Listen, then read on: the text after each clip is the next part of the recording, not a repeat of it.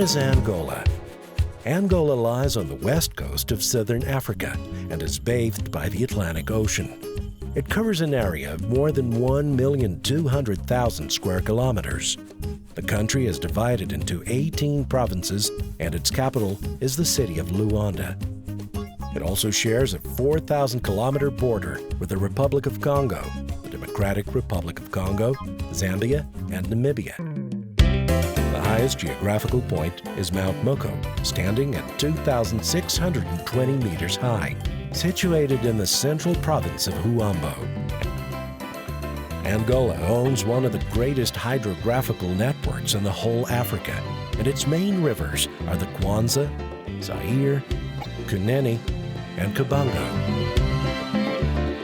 The main resources.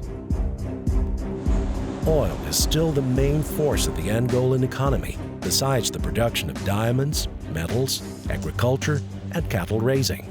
In 2001, the oil production entered a new era with the exploration of deep-water wells.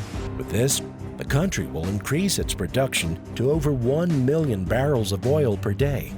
Nearly 100% of the country's oil production is carried out in high seas. To exploit this resource, Angola acquired technology from foreign countries in England, France, and the USA. Angola's hydroelectric station in the province of Malanje was built with Russian and Brazilian technology and has now begun producing energy. In the future, it will be the center of a new energy source for the country. Strategic sectors. Amongst the stronger segments of the Angola economy, the oil sector still holds a highlighting place. The mining activity also presented important progresses, having recorded a growth high at 14% comparing to the last year. In civil construction and public works, the country has achieved expressive progresses that should gain major effect and intensity in the coming years. The rehabilitation of the country's infrastructures is the prime encouraging factor of this segment. Roads, bridges, schools, health centers, urban works have already been noticeable all over the provinces of the country. In 2002, agriculture had a great incentive, and with the increasing return of the rural population to the areas of origin, agriculture will keep on growing in the next few years. Angola has still a more promising vocation for leisure tourism. Beaches, mountains, deserts, rivers, and forests.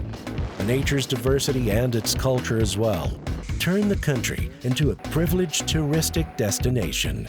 It's a segment that should receive great investments at mid and long terms, creating jobs and new business opportunities. In order to resume its path towards development, the country will have to rebuild hospitals, schools, bridges, industries, in short, a great part of its infrastructures. Besides its own resources, Angola will need foreign investments in this process.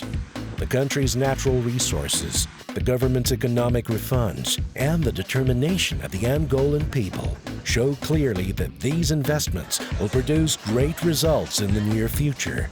This is what we are going to see next. The economic starting off. With the country's specification, Angola is already moving towards national reconstruction and economic stability, and the national production starts growing again. The first results are encouraging. Through an IMF loan trade agreement, the government adopted deflation measures, which impact can be measured in the daily life of the country. In the last 3 years, inflation rate recorded a big fall. With this happening, there's more trade and productive activity, more offer of goods, and network of the banking services. In addition to betting on the economy, the government is also locating a major amount of resources to the social sector. In 2002, for the first time in years, the social destination of the state general budget exceeded the sum committed to the defense, a reflex of the peace times and return to normality of the ruling.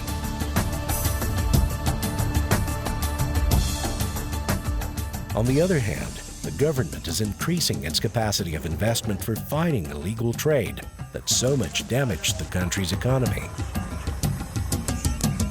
In 2001, there was an increase of 76% in the funds collection, a result of a new and strict administration of the Customs Office. The people and the culture. Angola is an extremely musical country. The great variety of rhythms and traditional dances can be found from north to south of the country.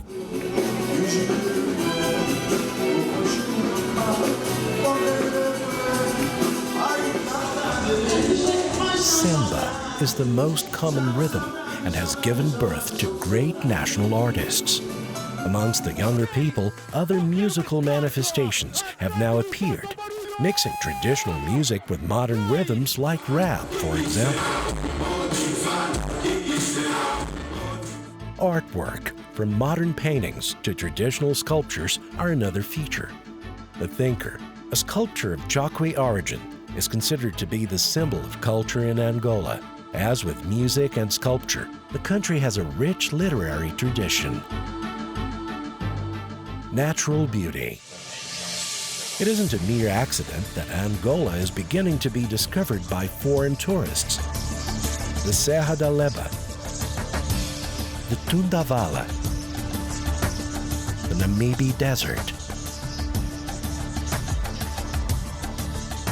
the Calandala Waterfalls, the Luanda and Benguela beaches, the Mayombe Forest. Angola's beautiful landscapes are extremely varied. They are enchanting to the eyes, making Angolas proud of them, and they're waking special interest of foreign visitors and investors. With these, and the guarantee of free circulation, the way is now open to all those who want to work, to discover, to live the emotions of this country, which is one of the most beautiful of the African continent. At the moment, the flux of tourists is basically related to business. With its great economic potential, Angola is becoming one of the main places for investors worldwide.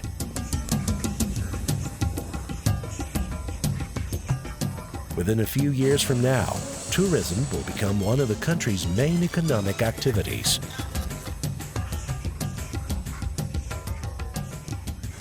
The coast, stretching from north to south, is a wonder in itself. Besides the coast, the countryside also offers places of great natural beauty, with vegetation ranging from savanna to forests.